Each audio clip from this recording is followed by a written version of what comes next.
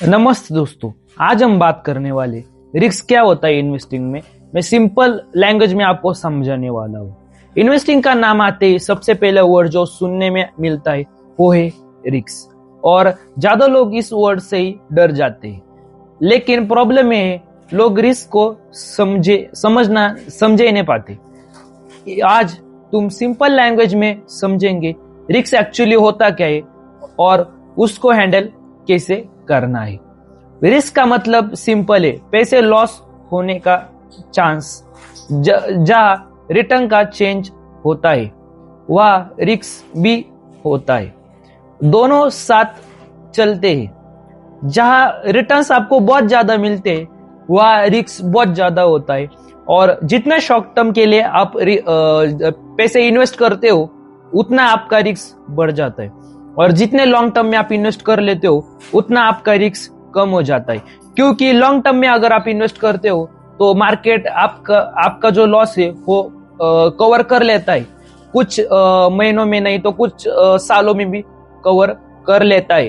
तो एक चीज क्लियर कर लो, रिस्क का अवॉइड नहीं कर सकते लेकिन मैनेज हम कर सकते, और सिंपल इन्वेस्टिंग का मतलब यही होता है।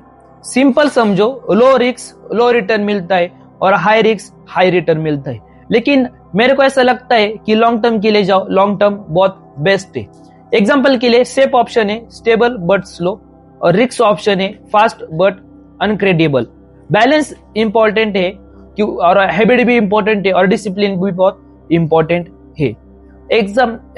मतलब मैं एग्जांपल लेता हूं एक, अगर तुम शॉर्ट टर्म गोल के लिए हाई रिस्क ले लेते हो तो प्रॉब्लम हो सकता है, लेकिन लॉन्ग टर्म गोल के लिए थोड़ा सा रिस्क लेना नॉर्मल होता है।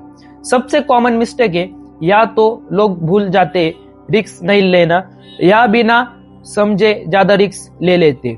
दोनों एक्सट्रीम गलत है, क्योंकि लोगों को समझ में नहीं आता रिस्क कितना लेना है और रिस्क कैसे लेना है।